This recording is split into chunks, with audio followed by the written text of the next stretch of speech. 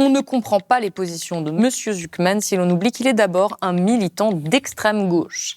À ce titre, il met au service de son idéologie, qui vise la destruction de l'économie libérale, la seule chose qui fonctionne pour le bien de tous, une pseudo-compétence universitaire qui elle-même fait largement débat.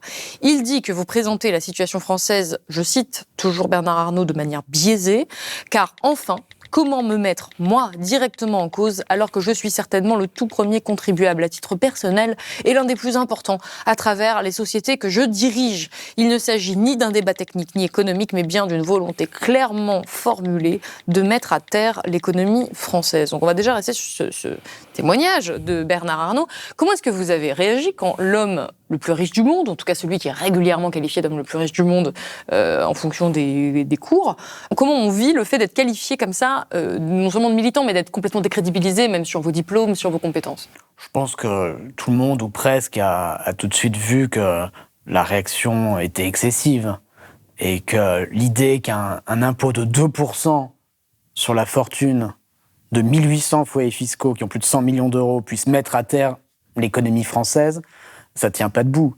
Il faut rappeler que ces grandes fortunes, leur patrimoine a augmenté de 10% en moyenne depuis 1996, sur presque 30 ans, d'après le classement Challenge des 500 plus grandes fortunes françaises.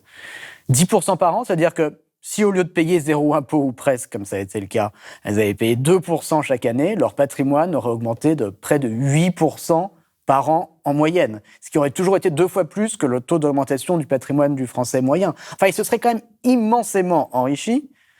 Et alors dire que de ne pas leur avoir permis, de ne pas leur permettre de croître de 10% par an, ce serait une remise en cause de l'économie de marché, mettre à terre l'économie, à l'évidence, c'est excessif. Et je pense que ce que ça reflète, dans le fond, c'est la faiblesse des arguments des adversaires de cette proposition. Parce que moi, vous attaquent ad hominem. Voilà, moi, ce qui m'intéresse, c'est le débat d'idées. Je suis un chercheur, j'aime effectivement essayer de contribuer via mes travaux à une discussion rationnelle dans l'espace public pour essayer d'améliorer les politiques publiques, de contribuer à de meilleures sociétés et d'avoir une discussion fondée, rationnelle sur tous ces sujets.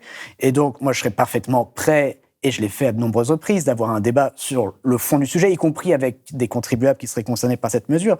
Mais là, dans cette réaction, il n'y avait aucune critique de fond substantielle.